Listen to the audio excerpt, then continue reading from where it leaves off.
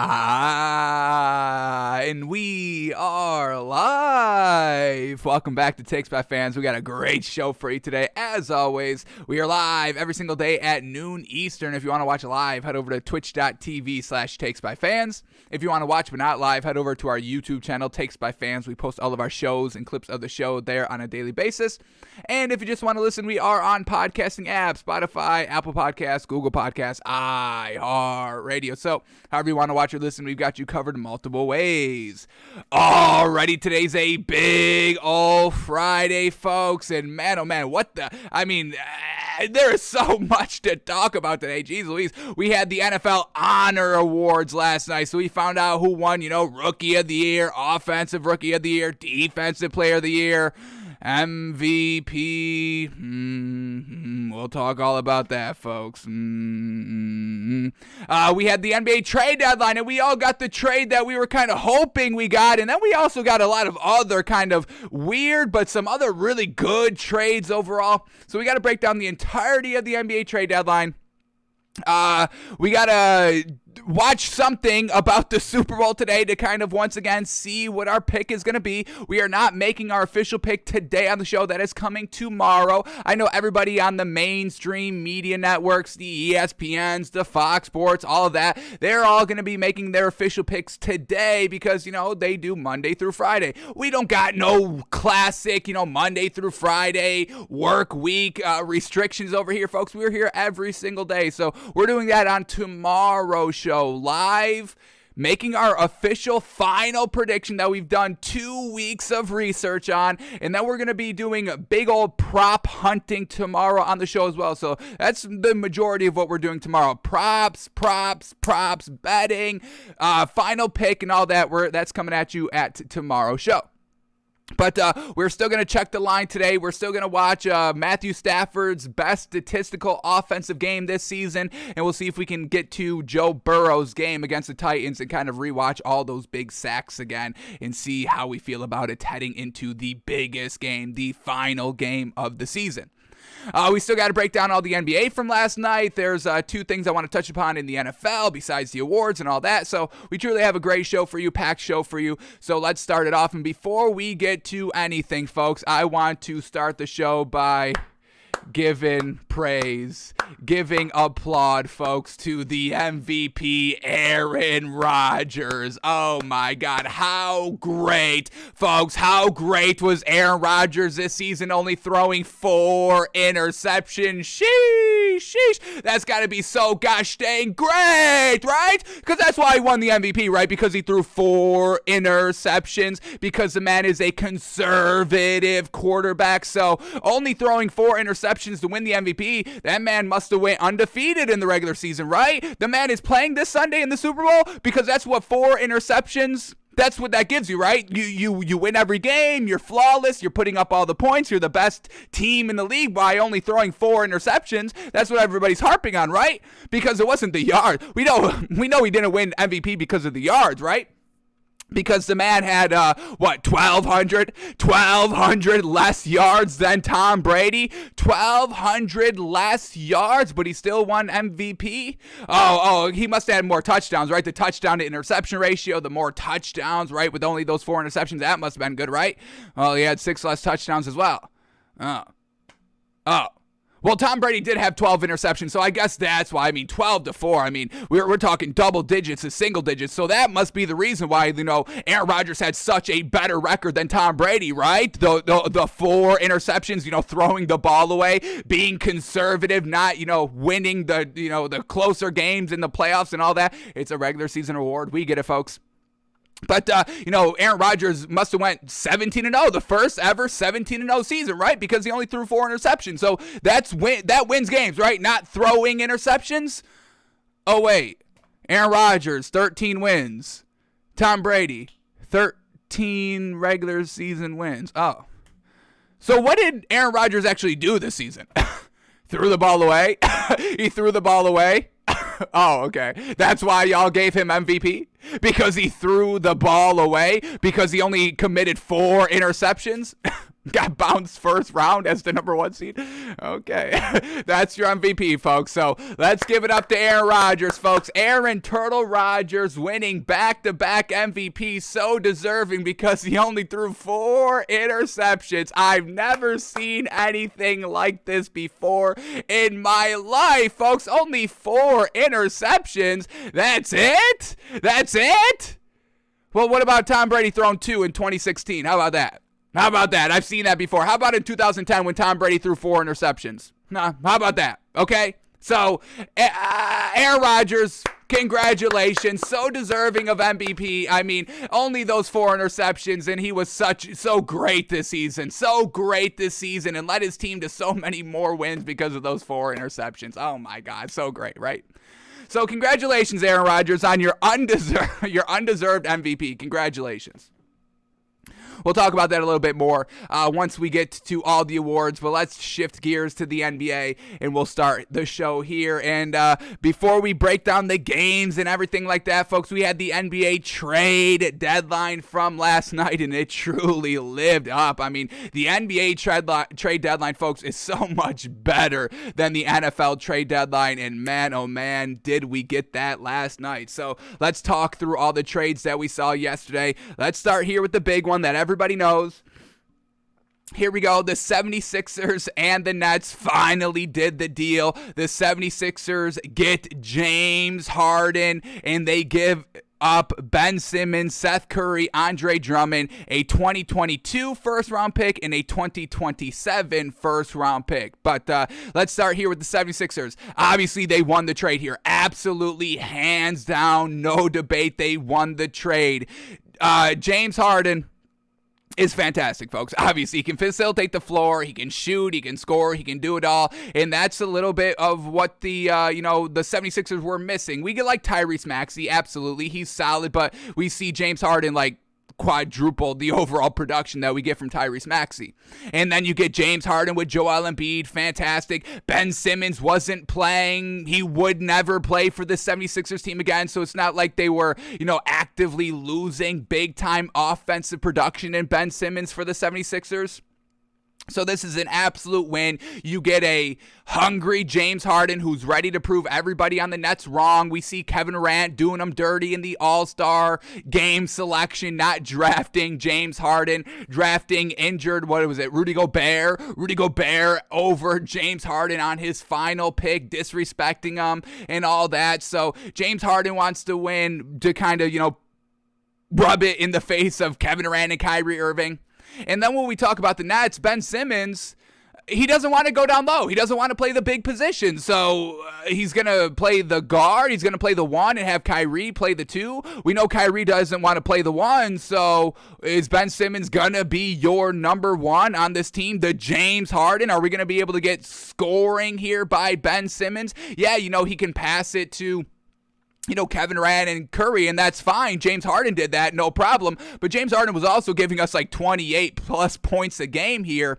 Is Ben Simmons going to be able to do that for this Nets team? No, I don't think so. He may be able to do it, but his game, folks, I don't know. We know the Nets kind of coddled their players a little bit. I mean, if Doc Rivers was not able to get kind of Ben Simmons to kind of buy into the overall team, we think Steve Nash is gonna be able to do that, who can't speak up for himself anyway in the first place. So I don't even like Ben Simmons going to the Nets, honestly. They get Seth Curry also. That's a solid other piece because we know this Nets team, they were just absolutely trash. Besides the big 3 of Kevin Durant, James Harden, Kyrie Irving, that overall roster is absolutely garbage. So you get a little depth here with Seth Curry, and that's very good for the Nets. I think getting Seth Curry is a little bit overall better than getting Ben Simmons, and I know y'all are going to kill me for saying that, but I don't really see Ben Simmons working in this environment. I mean, they turned James Harden sour on him, and we've seen what James Harden has kind of put up through his career, playing with Russell Westbrook a couple of times, OKC, and then when he went to Houston, everything seemed to be good, and then, that kind of didn't really work out well. And here is, everybody buying in. Kevin Durant, Kyrie Irving, they're all ready to kind of, win in Brooklyn and kind of be the big three and all that, finally get all their rings that, they truly deserve. And they turned to James Harden sour. James Harden was actively saying, get me off this team. And Steve Nash was like, yeah, we're not, this was like 5 days ago.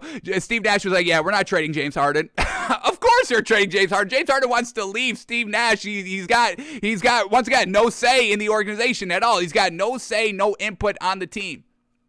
So, Seth Curry's a big old positive here for the Nets, and this is what I really love, getting Andre Drummond. Wow, that is another huge pickup for this Nets team. They are truly lacking at their kind of big five position here. We know Ben Simmons probably isn't going to play it. If Ben Simmons is their five, Kyrie, like the overall perfect scenario is literally like Kyrie at the one, playing the one, but we know Kyrie doesn't want to be the point guard. We saw that when James Harden got there firstly. Kyrie Irving, the first game that they all played together, the press conference after the game, Kyrie Irving was like, I'm not the point guard. And like that's James Harden. Literally forced it onto James Harden to be the point guard. So we know Kyrie's not going to be the point guard here. Ben Simmons is going to have to run the one. So once again, they're going to be lackadaisical down low at the five.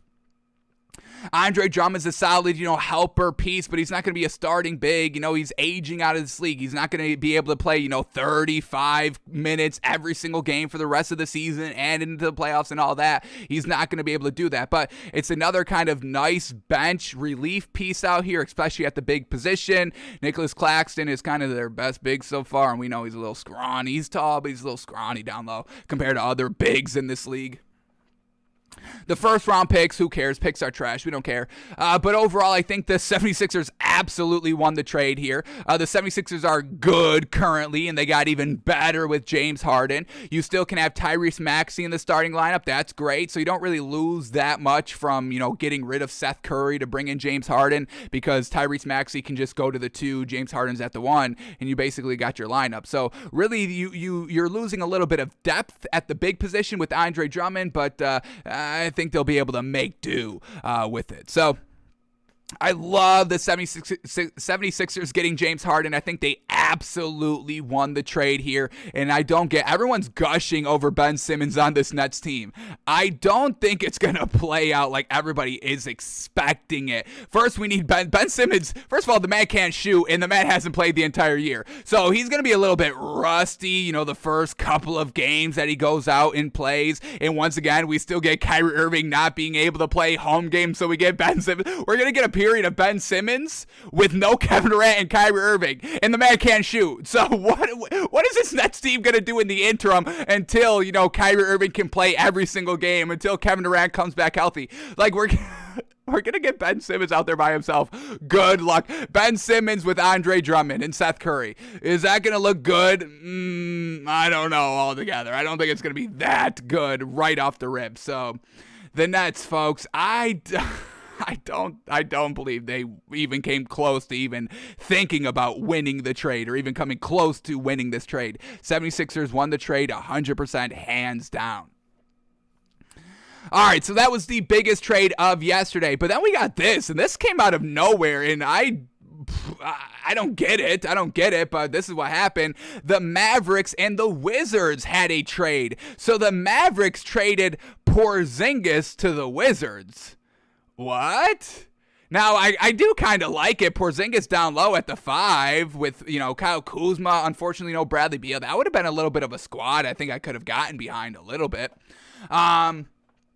But why the Mavericks? I don't really get why the Mavericks got rid of Porzingis. I don't really care that they got rid of Porzingis. They were winning with Porzingis on the floor. They were winning without Porzingis on the floor. We know this Mavericks team is just basically outside shooters all over the place. They didn't even really have Porzingis doing anything really down low for like the entirety of the game. And we've seen Porzingis, try to get away from the 5 to play the 4, so he can kind of take a little bit more threes and all that.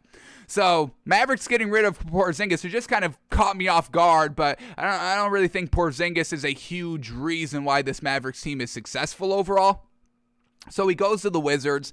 Alrighty, the Wizards aren't good. Porzingis is not going to make this Wizards team good, unfortunately.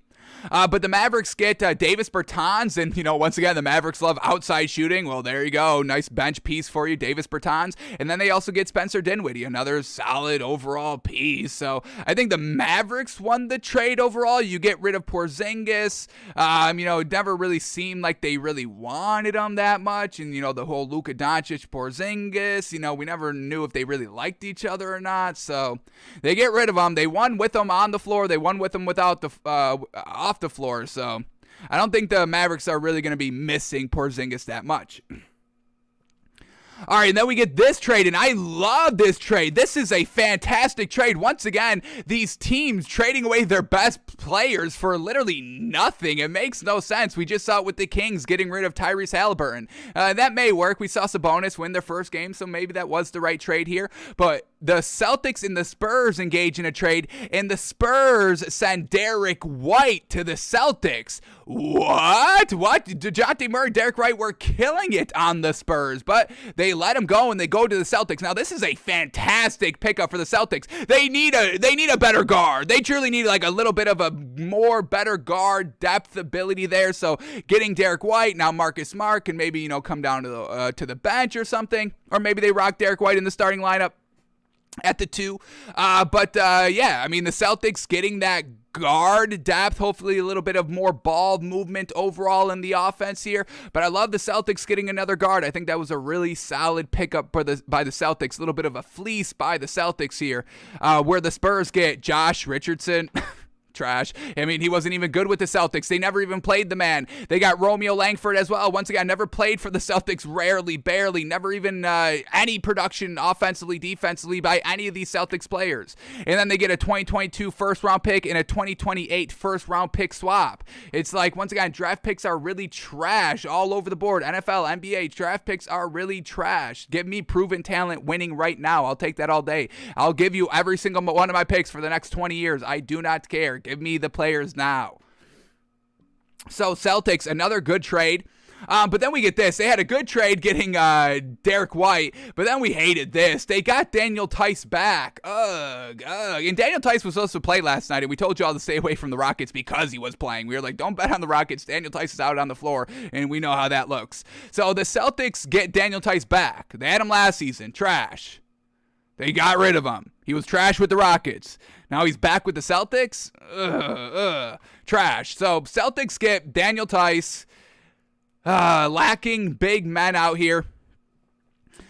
So Daniel Tice comes back to the Celtics, and the Celtics give up Dennis Schroeder. So, that's kind of why they bring in Derek White for the overall trade.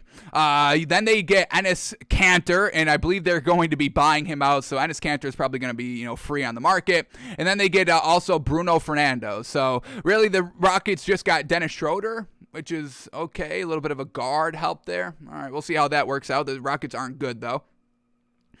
And then what else did we get here? I think we talked about this trade yesterday. The Bucks, this 4-trade team between the Bucks, the Clippers, the Kings, and the Pistons. The Bucks get Serge Ibaka, which we think is fantastic. We kind of saw how, PJ Tucker played with this Bucks team last season. Nice defensive piece. And, Serge Ibaka is not as good defensively as PJ Tucker, but he's a little bit better offensively at the 3, shooting threes. So I think it's a solid pickup here with the Bucks, getting some nice depth off the bench, especially with Brook Lopez being out and all that, having to start Bobby Portis. So I think the Serge Ibaka pickup is an absolute home run for this Bucks team. The Clippers get Rodney Hood, Semi Oulage, so a little bit of, once again, role players coming off the bench, and that's exactly what this Clippers team is truly made of until Paul George comes back, if he comes back. But, we see this Clippers team not being good as of late, so we'll see if this extra bench helps out any. I don't know if it is. Then the Kings, I think the Kings are making some really great moves out here. So watch out for this Kings team. They may be very good, and I think we said this yesterday, but I believe this Kings team has a real solid chance of trying to get into the playoffs this season with all the moves that they're making. Currently the 12th seed here in the Western Conference, and they are, what do we got, like 3 games out from the 10th seed of being in the play-in tournament at minimum. So we're keeping a big, hefty eye on this Kings team moving forward, and we believe the bettability is truly rising up with this team as well. So the Kings get Dante DiVincenzo, nice guard for them. They do have a lot of guards already, but, some more help off the bench. The depth, got to have it. They bring in Josh Jackson and Trey Lyles, both from Detroit. So once again, they're just getting some great talent here, and the depth ability is truly there. And the Pistons get Marvin Bagley from Sacramento, from the Kings. All right, what else trades do we get? I love this one. This one is fantastic as well, and this one truly went under the radar. The Hornets and the Wizards engage in a trade, and the Wizards trade Montrezl Harrell to the Hornets. Yes. We love Montrezl Harrell, great bench big, and we know the Hornets, with just Mason Plumlee, it's not getting it done. So you bring in Montrezl Harrell, great defender, great leader overall. The man's got great hustle, and we see some really solid offensive production numbers. We can always count on this man for like 10 and 8 coming off the bench almost on a gamely basis. So love the Hornets getting Montrezl Harrell. And the Wizards just get Vernon Carey and Ish Smith in a 2023 second-round pick. So once again, the Wizards, I don't really know what they're doing, what their overall identity is going to be. Having Kyle Kuzma and Porzingis, that's who they're truly rocking with. I don't know if that's going to get it done, but I don't like all the moves the Wizards have been making, but I love what the Hornets just did on this trade. I think that's a win for the Hornets overall. All right, we get Torrey Craig going back to the Suns. We get Pacers getting Jalen Smith. It's an all right trade overall. We get the Suns getting Aaron Holiday from the Wizards. That's another solid, piece. The Suns getting deeper out here, and they're already the best team in the league. We saw that last night. The Suns absolutely destroying the Bucks. That's a big win for the Suns. We'll talk about that a little bit more once we get to that game. But, Suns just getting deeper, and they're already great. So this is going to be, man, oh man, the rich get richer.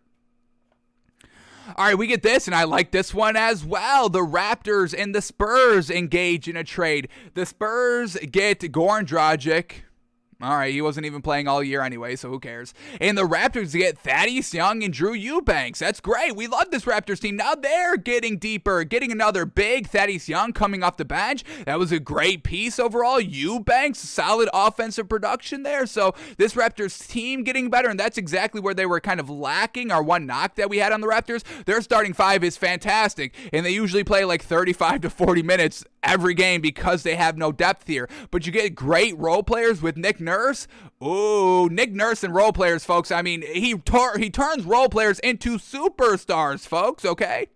I mean, they got Fred VanVleet and Pascal Siakam looking like superstars, top 20 players in the league, folks. No other coach would be able to do that with those players, I'm telling you. Nick Nurse, big time credit deserved.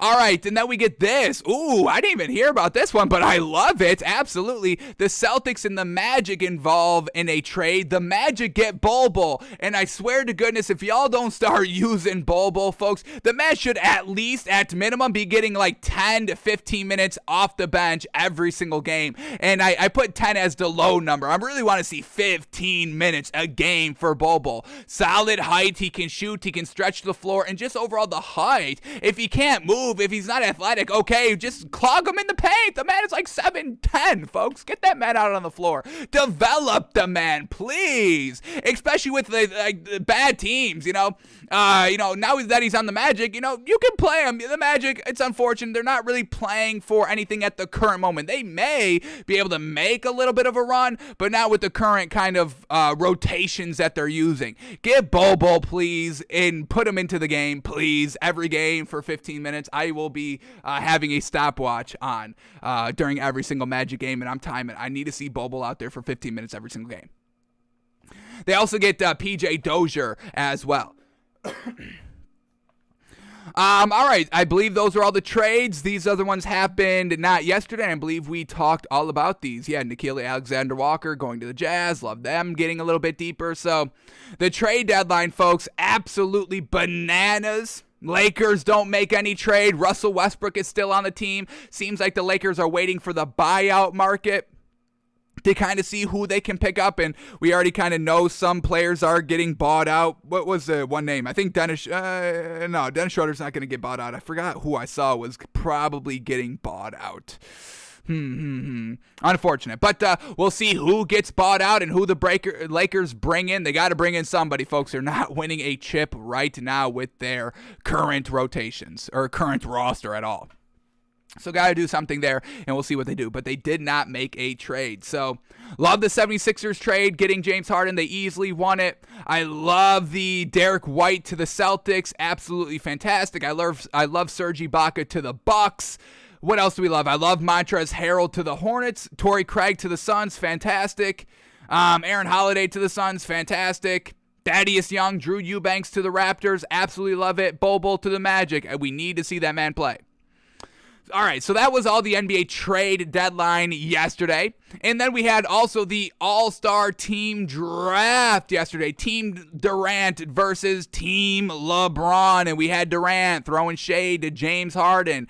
James Harden, Rudy Gobert, the last two players to be drafted. And Durant drafts Rudy Gobert and passes on James Harden. So Kevin Durant being petty, like we know Kevin Durant is overall, that's his personality. He's the Aaron Rodgers of the NBA, but a little bit worse, overall than his personality. He takes, Aaron Rodgers' personality and kind of gives it an extra kind of 50% boost. Not goodly. So Kevin Durant ends up drafting Joel Embiid, fantastic. John Morant, Jason Tatum, Andrew Wiggins, Trae Young, LaMelo Ball, Devin Booker, Rudy Gobert, Draymond Green, Zach LaVine, Chris Middleton, DeJounte Murray, and Karl Anthony Towns. Where Team LeBron gets Giannis, Steph Curry, DeMar DeRozan, Jokic, Jimmy Butler, Luka Doncic, Darius Garland. Love that. And can we potentially be gearing up for a return to Cleveland Part 3 here? By LeBron, because if I get LeBron with Darius Garland and Colin Sexton and Jared Allen, sheesh, LeBron's about to three-peat and then retire. Crazy. And then he drafts Bronny as he's coming into the league, and I get Bronny, LeBron, Darius Garland, Colin Sexton, Jared Allen. Is that a starting five, folks? Sheesh. We're talking about three-peat into retirement for LeBron. Watch out for this man to return to Cleveland. Drafts Darius Garland, gets James Harden, Donovan Mitchell, Chris Paul, and Fred VanVleet. So I think I'm loving Team LeBron overall. Getting Giannis, Steph Curry, walking bucket, Luka Doncic, walking bucket, James Harden, walking bucket. So much offense here. And then having Jokic and Giannis as their beefs. Durant getting Joel Embiid is fantastic. Trae Young, John Morant, they're a little bit of discount. Steph Curry and Luka Doncic, and I don't mean that in any sort of negative connotation, but I would say, I'm taking Steph Curry and Luka Doncic over John Morant and Trae Young. They're great, don't get me wrong, but I'm going to take the other ones that can shoot a little bit more of a consistent clip, a little bit deeper, deadlier clip than we get from John Morant and Trae Young. So I think I'm taking Team LeBron over Team Durant.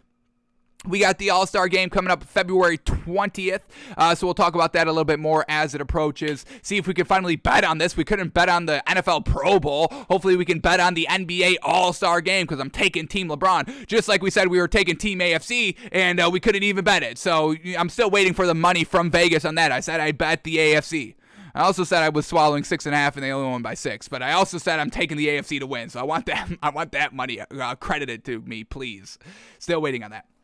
So we'll see how this game plays out and how Durant and James Harden, well, Durant's not going to be playing, so I guess we're not going to get them out on the floor at the same time. But we'll see how James Harden plays with LeBron and how James Harden plays with the new Philadelphia 76ers. All right, and then the last thing quickly here, we have a little bit of an update on Zion. We don't know if this man's coming back, but we have an update on his rehab and what he's doing. So we get this, quote, he's basically just been in Oregon, grinding every day, building up his conditioning, trying to get back. I have no clue if he'll play this season, but I can tell you that that's been his only goal of getting back. So we'll see. Zion with the Pelicans. Pelicans kind of trending up, let us down a little bit last night. We'll talk about that when we get to that game. But Zion, he's trying to come back. Hopefully he can come back. We need Zion in the league. He was so dominant in the bubble when he played the few games that he did play. But man, oh man, we need to see that man in the league truly. Alrighty, that is all the NBA news we had to go over, so now let's jump into the games from last night. We'll talk about the betting in tonight, and then we will shift gears to the NFL. But here we go. We had a couple of bets going last night, and this was our Facing Our Fear bet of the day, taking and swallowing one big spread every day for 7 straight days of facing our fears of big spreads in the NBA. And we hit 2 days ago, and we hit last night as well. We are 2 for 2 in facing our fears this week, folks. I knew we can do it, and that's exactly what we want to be seeing, us confidently facing our fears and knowing what good value is and then betting it and hitting it. Yes, we are overcoming our fears. And at the end of the 7 days, if we've got a nice percentage here, maybe only lost 1 or 2, then we will be cleared for cleared for takeoff for the rest of the year of taking big spreads whenever we want. So that's our goal. We want to have a nice clip so we are fearless every night when it comes to big spreads. We will feel confident on any given day of swallowing a big spread, no worries. So that is our goal, having a nice clip in this 7-day trial run period. And so far, we are 2 for 2, betting on the Grizzlies minus 11.5 against the Pistons last night, and they had no problem covering, winning by 25 points, 132-107. Grizzlies truly getting it done. John Morant, 23 points, 6 assists. Desmond Bane, 22 points, 6 rebounds. Steven Adams, 16 points. Oh my God, we know he can be the scorer when he wants to be. That's just, not his urgent game here. We love it. 16 points, 14 rebounds, 7 of those offensive. Gotta respect it. And then Jaren Jackson Jr., 12 points, 6 rebounds. Didn't shoot the best, 22%, but we'll take it. And then off the bench, yes. Grizzlies deep, yes. DeAnthony Melton, 14 points, 4 assists, 4 rebounds. Kyle Anderson, 13 points, 11 rebounds. And Brandon Clark, 14 points, 9 rebounds, 3 assists, 1 steal, 1 block, all coming off the bench in only 19 minutes. Great game overall here by the Grizzlies. All right, and then the Pistons. We're waiting for Jeremy Grant's big game here, folks, and I'm gonna let y'all in on a little secret here, folks. We got a little bit of we got the gears turning over here at Takes by Fans, and I'm gonna let y'all in on a little secret. Nothing's confirmed 100% here, but we may be having a live daily betting show every single day at 6 p.m. gearing up for that day in the NBA, because I have been finding some great hidden gems of great value overall the last couple of days, and I've got to share it with y'all, folks. So we do our picks during our main show, but there are some really good prop bets overall at the end of the day. And, I'll share 2 with y'all that I found last night. 1 hit, 1 didn't hit, but 1 was close. But overall, we've been seeing a lot of great prop bets at great value, and I just want to talk about it. I love talking sports. I love talking gambling. So why not do an extra, maybe half hour, 45-minute, hour show leading up? Basketball usually starts at 7 o'clock every single day, Eastern time, okay? But we may be going live every single day at 6 p.m. Eastern and just talking through great prop bets to bet that night. This would start after the NFL season, so after this Sunday, we may be doing this on a daily basis, so we'll see if that happens. It probably will. We're at like 99.9%. Nothing's written in stone yet. I got to run it by the big wigs here at Takes by Fans, folks, but it should get cleared. But the prop bets just last night. Jeremy Grant, 25 plus points last night, was at plus 350. Now, it didn't hit. Jeremy Grant only had 20, but he never played the entire fourth quarter, which seemed a little bit of a setup. They also were getting blown out by the Grizzlies, so maybe not wanting to kind of truly ruin them, just coming back, still getting a little acclimated. But at 25 plus points at plus 350 odds, that's great value overall. If that hit, only 5 points away, and he went 0-4 from the 3, so hitting some of those threes, boosting it up closer to that 25 plus. I just thought overall it was great value. And then this was great value as well.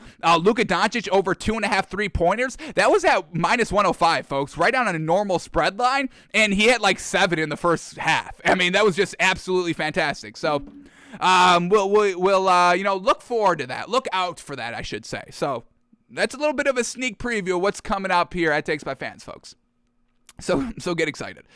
So Jeremy Grant last night for the Pistons, 20 points, 4 assists, 4 rebounds, shooting 53%. Not playing that fourth quarter. Truly. I saw him at 20 at the end of the third. I'm like, I'm golden, baby, and this was already after. Luka Doncic hit his threes already. So I was just waiting on this one, and the overall odds, it was just a two-team prop bet parlay that was at plus 778. And we're 5 points away from hitting. I mean, that's what I'm talking about, folks. We found great value, and that's what we do here on the show. I'm not guaranteeing everything's going to hit every single time. It's going to hit at a very good pace, though, a very good percentage.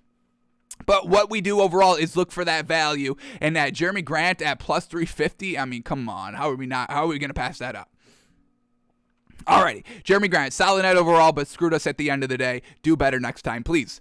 Other than Jeremy Grant, nobody else doing anything good. Hamidou Diallo, 17 points. We get Sadiq Bey, 17 points, and that was really it. So we know this Pistons team, they're not good. They're not deep. Still waiting for Jeremy Grant's big breakout game since he's returned to action, and we still haven't gotten it. But well done for the Grizzlies, helping us face our fears. Thank you, John Morant. Thank you, Steve Adams. Thank you, everybody on that Grizzlies team. We love you, and y'all got the win 132 to 107.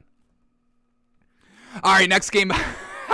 Next game up here, Nets at the Wizards. The Nets lose again. Unfortunate. No James Harden, obviously. Kyrie Irving out there by his lonesome, and they can't even beat the Wizards. They can't even beat the Wizards, folks. Come on. Ben Simmons is not going to make that much of an impact on this Nets team, folks. So the Nets lose by 1 point, 113-112. Let's start here with the Wizards first since they got the win. Kyle Kuzma, 15 points, 10 assists, 13 rebounds, triple-double by the man. We'll give him a little respect there. Raul Neto's at the 1. We know Bradley Beal's out for the rest of the year. Raul Neto at the 1, 21 points, 6 assists. That was really well done by him. We had Corey Kispert at the 2, nothing great, 6 points on 15% shooting. And then we get Thomas Bryant playing the 5 here, 13 points, 6 rebounds. Off the bench, solid production. Rui Hachimura, 12 points. We had Denny Avdija, 13 points. And Anthony Gill, a solid 15 points. So bench production helping out the Wizards. They're getting Porzingis. We'll see how that helps this team overall. And we'll see if this Wizards team can try to compete back to that number 1 seed that they had way early on in the season in the Eastern Conference. All right, and then for the Nets, losing trash. Kyrie Irving, had 31 points, 6 assists, 5 rebounds. He shot 22 shots, the most by far, shot 40%. So Kyrie Irving, we know he's got to do it all here for this Nets team, just not quite enough. Patty Mills letting us down big time. 7 points, only taking 8 shots. You've got to be better than that, Patty Mills. We say it all the time. You're kind of, you're supposed to be part of the big 3. Now the big 3's crumbled. But, you've got to fill in whatever part of the big 3 that is out. You must fill in for them. And he hasn't really been doing that at all. He was still a +9 on the floor, so we will give him a little bit of credit for his defense. But 7 points, 5 assists, 4 rebounds. We need scoring here by the Nets. We need offensive production like we got from Cam Thomas. 27 points on 61% shooting. That's what we want to see. Blake Griffin, 15 points, 9 boards, and then James Johnson coming off the bench with 13 points. But the Nets come up 1 point short here. Kyrie Irving, Kevin Durant, losing games. That's not great, folks. We know how these kind of attitudes and personalities work when you're losing games. Everything turns sour. So once they start winning, maybe everything becomes hunky-dory again, but I don't really see that happening anytime soon, especially against good teams in the league. Wizards are not a good team, and they lost by 1. What does that say? Not a good team. Wizards get the win, 113-112. All right, next game up here, we got the Heat at the Pelicans, and I was liking the Pelicans last night, folks. I thought the +4.5 may have been good. We officially stayed away from it because, we just wanted to see how both these teams were playing. We know the Heat are already good. We don't have to worry about them, but we've seen this Pelicans team kind of climbing and rising, and the Pelicans were decent in the first half, but, that's what makes the Heat so good, folks. They lock up at the end of the game. This Heat team is like the Bengals in the NFL, folks. They are, a little bit close, a little bit of back and forth in the first half, but that second half when they're able to make adjustments and shut you down and just wear you out by their conditioning and all that, that's where the Heat truly thrive. And the Heat just won in the second half. Look at what happened in the second half, folks. Quarter 3, Miami won 27-18. Quarter number 4, the Heat win 29-24. So they're just able to just play full 4 quarters of defense and great offensive basketball where I still want to kind of, like this Pelicans team, and there's are still trending up, and the bettability is still there with this Pelicans team, absolutely.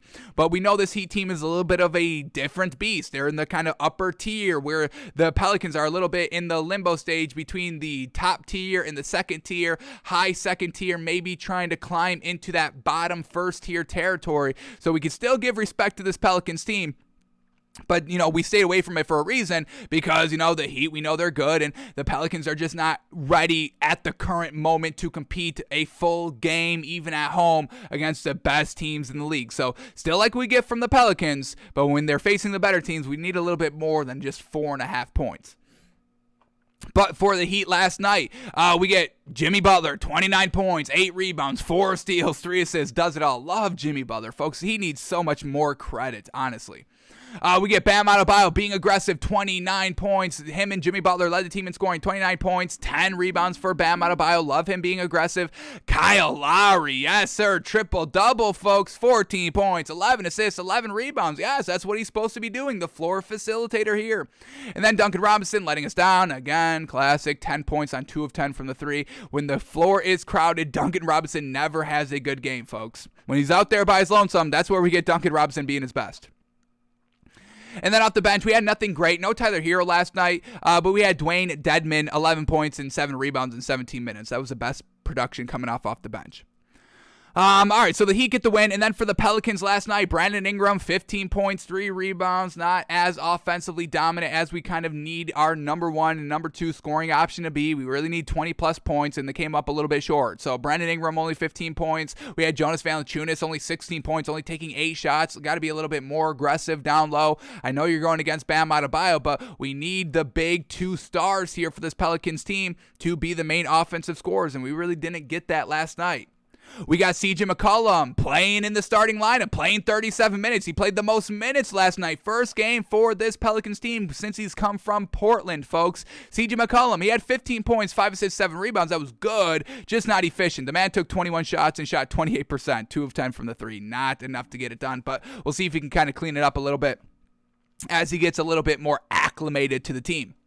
And then Devontae Graham at the 1, 16 points, 4 assists, 4 rebounds. Shout out to Jose Alvarado coming off the bench, 17 points. And we've seen some really solid productions by Jose Alvarado here this season. Just unfortunately hasn't been super consistent. But we'll see, if he can get a more playing time off the bench here, more consistent minutes. So we'll keep an eye on Jose Alvarado here. And then Jackson Hayes, he coming back down to the bench. We just had him in the starting lineup, I think, for the last 2 games. We liked it. We loved it. And now he's going down to the bench. Keep that man at the 3. Move Brandon Ingram at the 3. Put Jackson Hayes at the 4. I don't want this man coming off the bench, but we'll see what this Pelicans team truly decides to do with their lineups moving forward now that they bring in McCollum and all that. But the Pelicans come up a little bit short last night, losing by 15, getting blown out a little bit in the second half. They lose 112-97.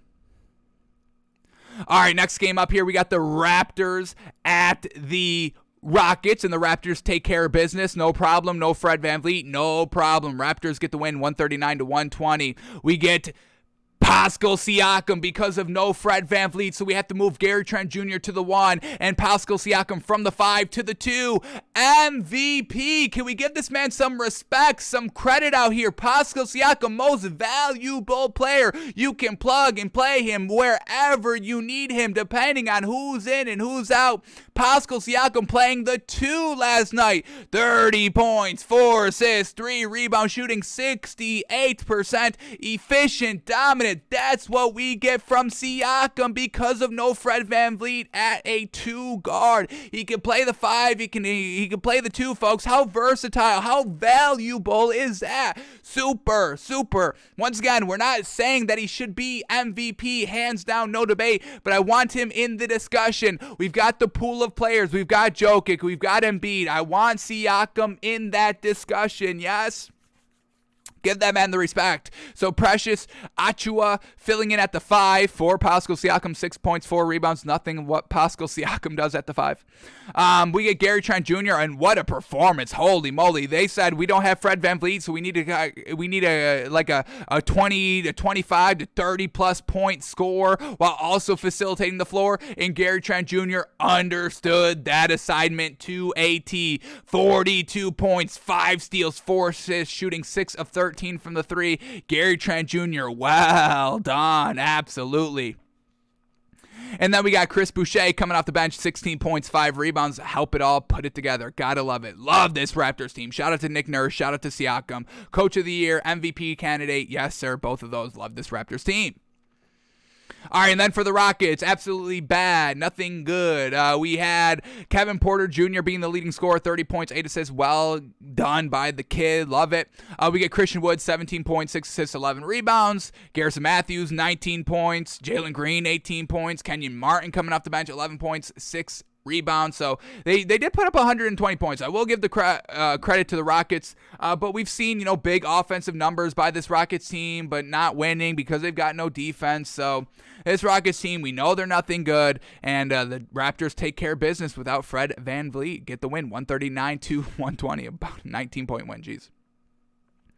All right, next game up here, Clippers at the Mavericks, and this is a game we officially endorsed. We took the Mavericks -6.5, and they win by, drum roll please, 7 points. Yes, called it perfectly, folks. Love when those kind of half-a-point hooks or non-existent half-a-point hooks always work out to our favor. Love it when that happens, and that's exactly what we got last night. Mavericks squeaking out our bet last night by half a point.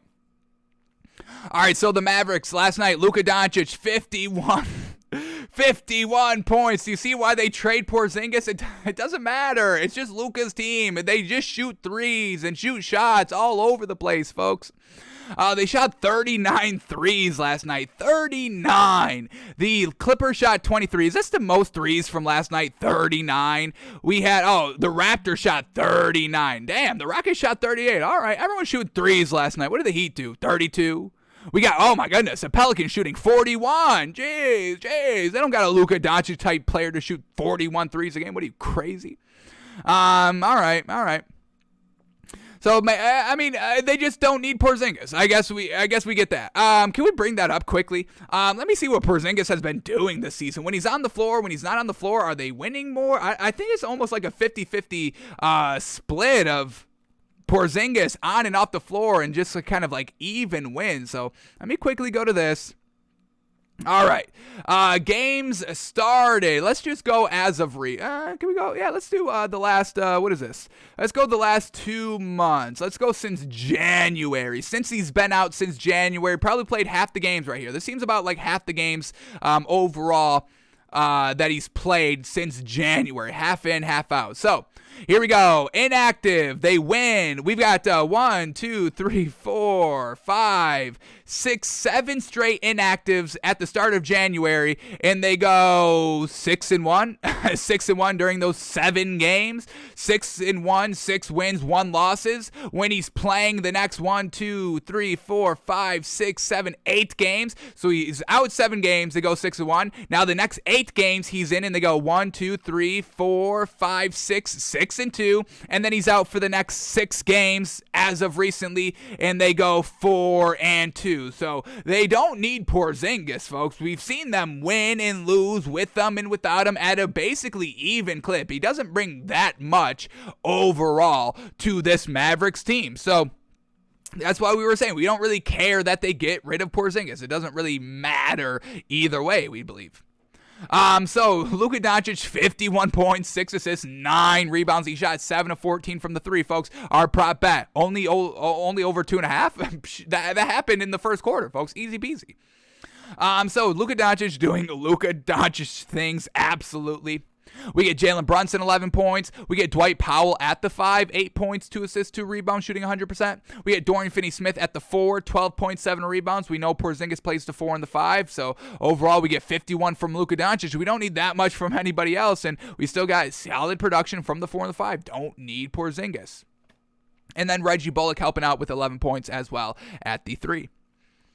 All right, and then the Clippers just letting us down as of recently, folks. We were buying into them for a little bit during their kind of solid win streak, but they've proven that they can't keep it up, and that's how we decide what teams are the real deal and what teams are pretenders. Whether you're able to be consistent, whether you're able to kind of keep the winning happening, keeping the competitive, just the competitiveness there, keeping that there, and we haven't really got that by the Clippers as of recently. We had Reggie Jackson, 18 points, 8 assists. Marcus Morris, 21 points. He led the team in scoring. That's usually their best player since Paul George is out.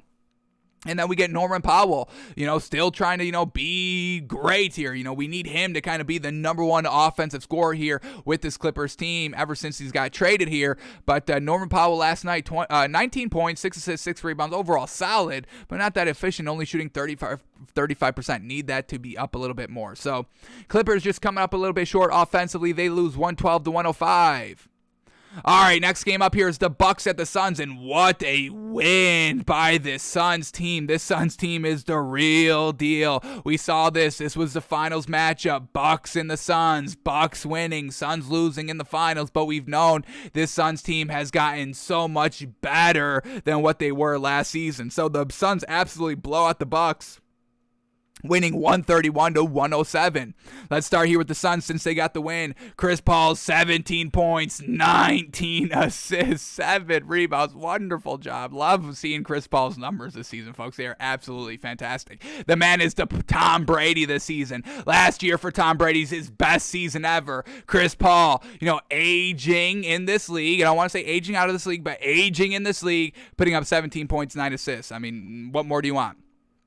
We had Devin Booker letting us down a little bit. Only 17 points scored, 2 of 8 from the 3. So, we thought, the Suns would lose because of that, but no. We get DeAndre Ayton, 27 points. We get Jay Crowder putting up 10 points, 8 rebounds. McCall Bridges, 18 points. And then the bench here, that's gotten even deeper as of recently. We get JaVale McGee, 12 points, 4 rebounds, and Cameron Johnson, 15 points, 2 steals, 3 assists, 8 rebounds coming off the bench, and they've gotten deeper. Also, shout out Bismack Biyombo in 10 minutes, put up 9 points, 2 rebounds. We will take that absolutely. And then for the Bucks last night, Giannis only 18 points, truly letting us down. We need him to be such a better scorer than that. He had 8 assists, 7 rebounds to help out. Chris Middleton, 21 points, but he shot 1 of 6 from the 3. We get Grayson Allen playing the 1, only 8 points, 1 assist. Drew Holiday at the 2, 21 points, 4 assists, 5 rebounds, solid overall. And then Bobby Portis, once again, a little bit of a lackluster offensive night of what we've seen recently. Him hitting all these threes, putting up like 20-plus points a game, but only 11 points and 9 rebounds last night. And then the bench, just nothing great overall. We had Greg Monroe led the team off the bench and scoring with 9 points. So the Bucks getting a little bit deeper.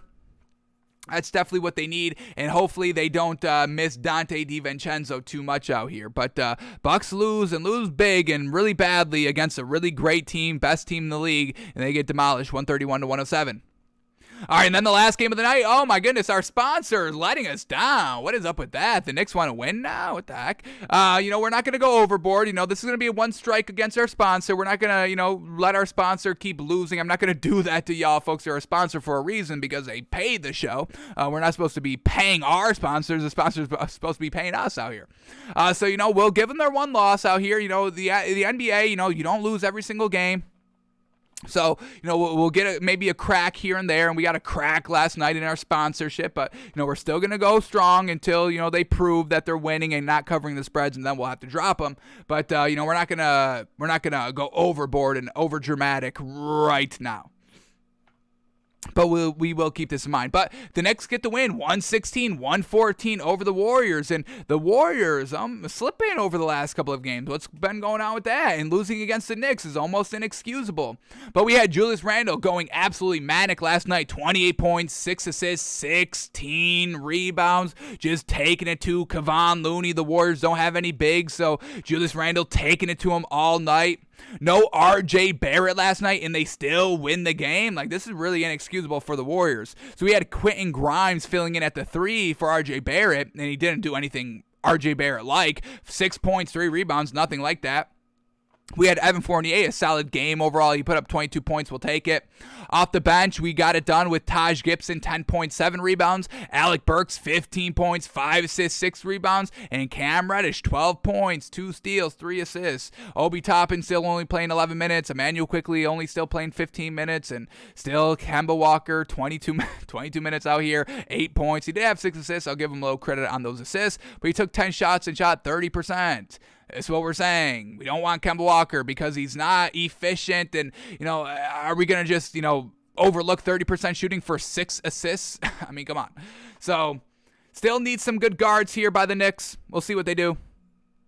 But the Warriors letting us down. So here we go. The Warriors last night. Steph Curry, 35 points, 10 assists. Klay Thompson, 17 points, 5 assists, 7 rebounds. Kevon Looney still at the 5, 7 points, 5 rebounds. Jonathan Kuminga in the starting lineup at the 4, going against Julius Randle, 17 points, 5 rebounds. And he was a +8 on the floor. Solid overall.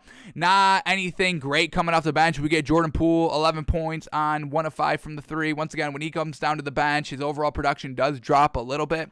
But the Warriors hitting a little bit of a skid here, and we're a little nervous of it. Got to stay away from betting them for a while till they can kind of prove, hey, they're the real deal again. Truly missing some beef, some enforcement on that starting 5 lineup.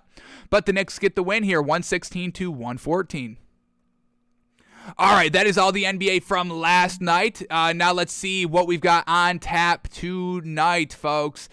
We went 2 of 2 officially last night in our picks, which brings us to 10-12 over the last 4 days. Pretty gosh dang good, folks, and we're ready to go back 100%. We had 3 straight days of 100%, trying to go for 4, I believe, 4 or 5. I'm losing track of days, folks. But regardless, we're 10-12 over the last couple of days here, folks. Absolutely fantastic.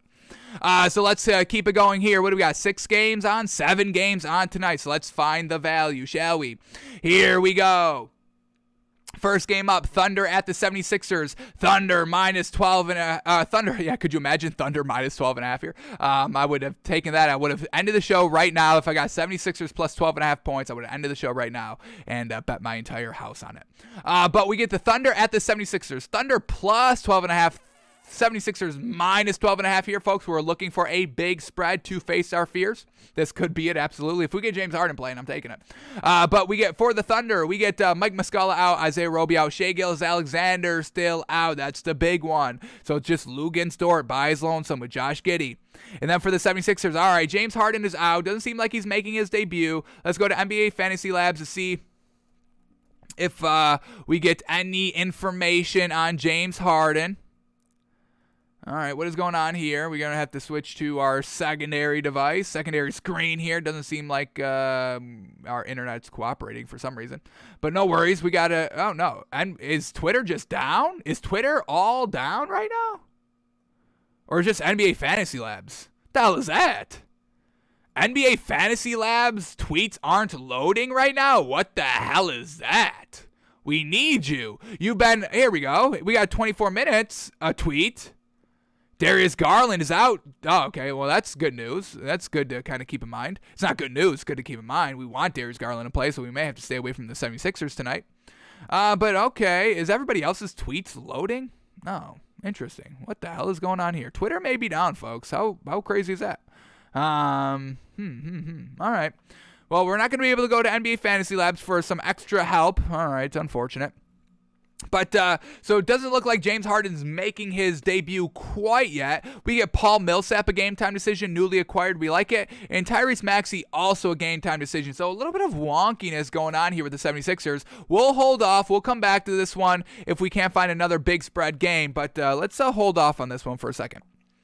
All right, then we get the Hornets at the Pistons. Hornets -7, Pistons +7. All righty. This is the Hornets game. Vegas should be loving for the Hornets because we know the Pistons are very, very not good. Pistons are on the back-to-back, so we are going to have to stay away from this game.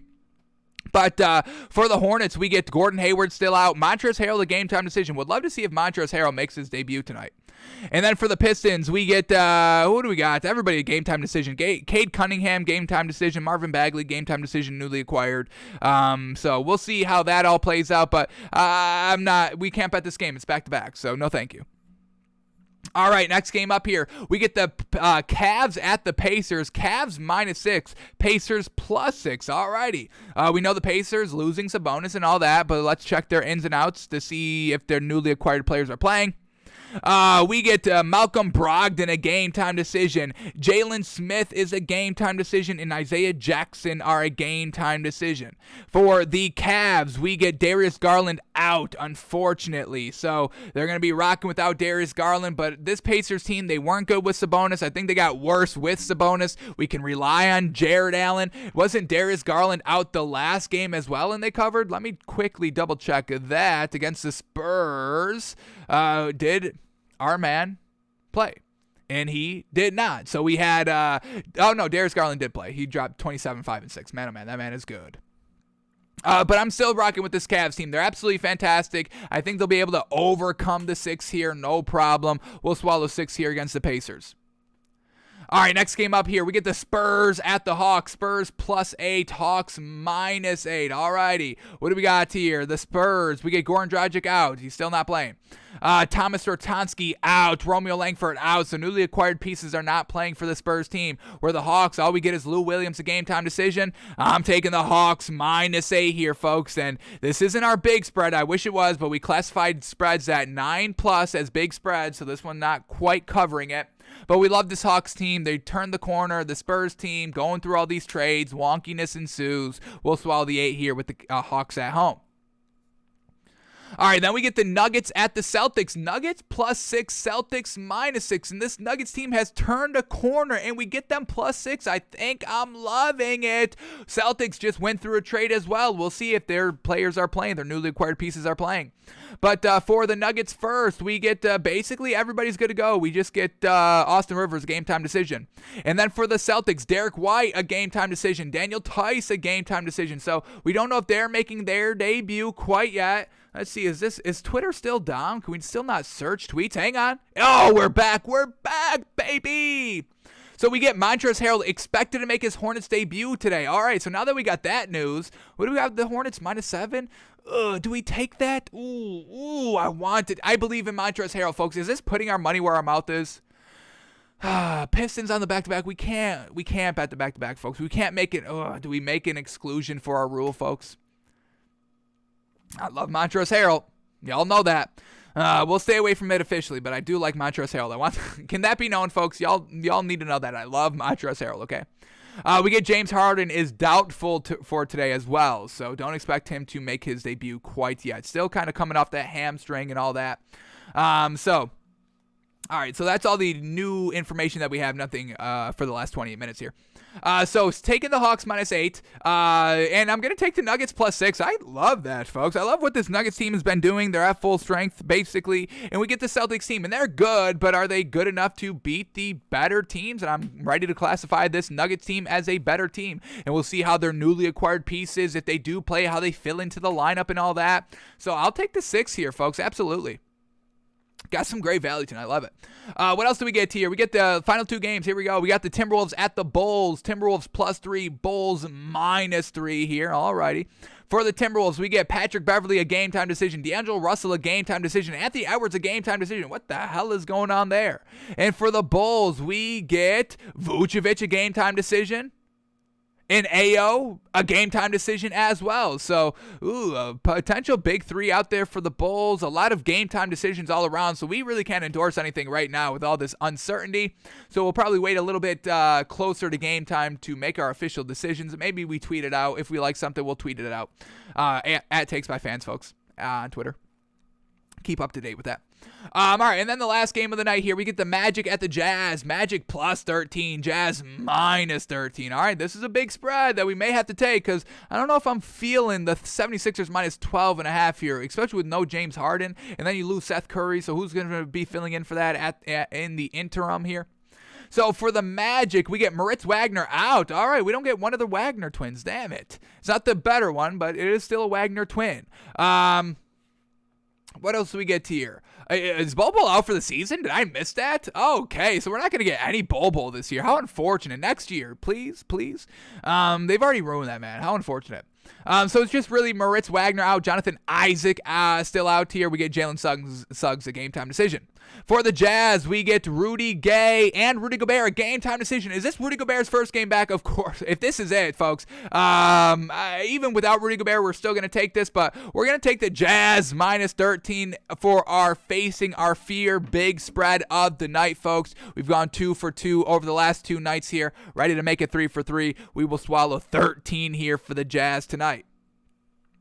So we're really swallowing a lot of points here tonight, but I think this is great value overall. Great value overall. We're taking the Cavs minus 6, the Hawks minus 8, the Nuggets plus 6, and the Jazz minus 13.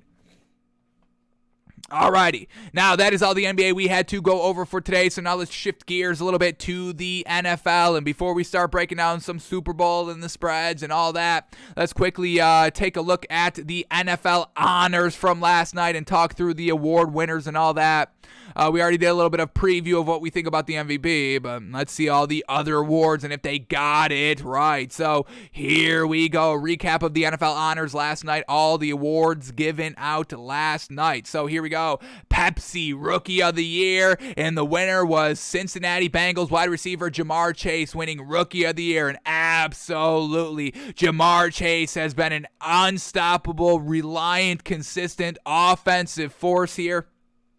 The best rookie, absolutely, of the year, offensively, defensively. They truly got it right. He's in the Super Bowl, clutch catches, big time, touchdown scored, one-on-one matchups, going up and getting it. And folks, what we saw from the offseason of him dropping every single ball to now winning Rookie of the Year, we now know for certain this was the big play, big brain, long con. This was the long con by Zach Taylor and Jamar Chase. And I love it. Hey, why don't you drop every single ball in the preseason and the offseason so everybody thinks you're trash, and then when the season hits, you go beast mode, and that's exactly what happened. Congratulations to Jamar Chase, Rookie of the Year, 100% deserved. All right, we get Defensive Player of the Year. That goes to TJ Watt, and TJ Watt has had an absolutely incredible season. I think he led the season in sacks. Let me quickly double check these numbers. TJ Watt here, folks. Did he set the record? I know that was kind of a narrative going around the last couple of games here. But TJ Watt, what do we got sack number-wise? He's got 21 tackles for losses, geez Louise, and 22 and a half sacks, leading the league in sacks at 22 and a half. Man, oh man. He led the league in sacks last year as well with 15. So he got 7 more sacks this season, and he's played the same amount of games. He only played 15 games this season, folks, in 17 games. Man, oh man.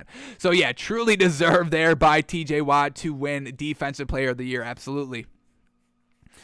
We get the best moment of the year, and that goes to Justin Tucker hitting that 66 record-breaking yard field goal. And yeah, whenever you're breaking a big old record like that, especially a kicking record, that definitely should deserve best moment of the year. We absolutely agree with that.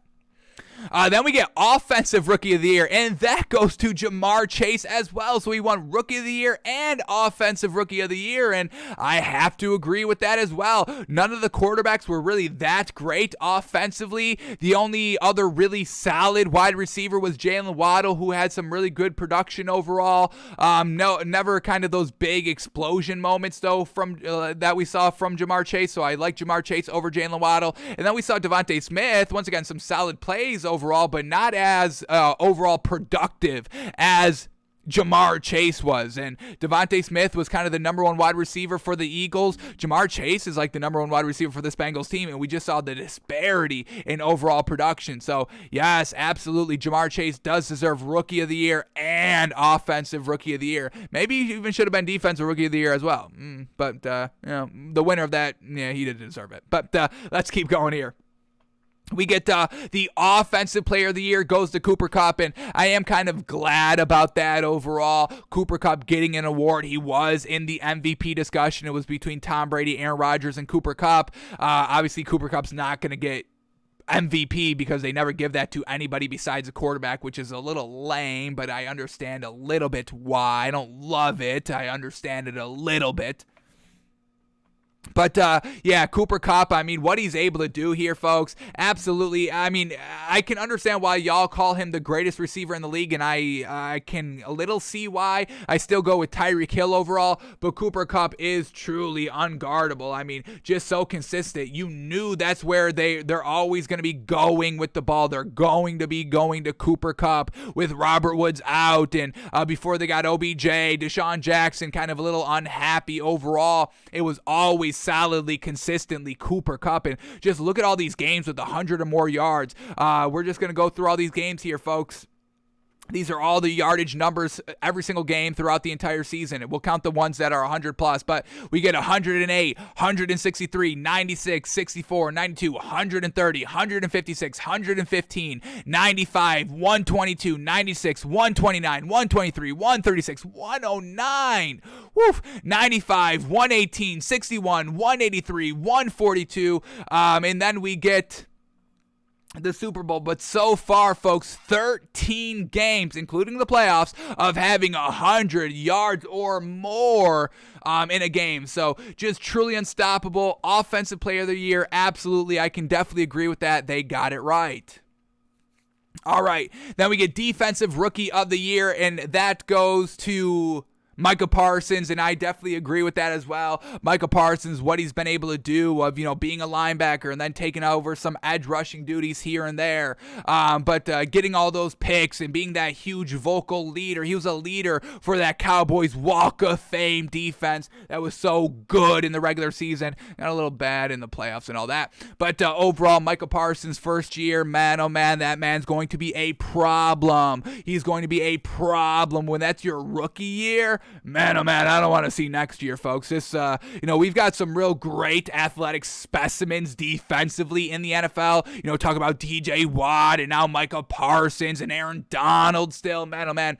So, man, oh man, it is tough to be a quarterback in this league, but I mean, that's what we see. Once again, it just points back to the point of, talent gets better. I mean, that's why we really can't say, the players that played in the 70s and the 80s and maybe even the 90s really should be, greatest of all time in their position, because we just get everything better. We're getting better defense, which means the offensive players have to step up and be so much better. Defensive talent being so much better than what it was in the 70s and the 80s and the 90s is just a natural progression of talent and athleticism and technology overall.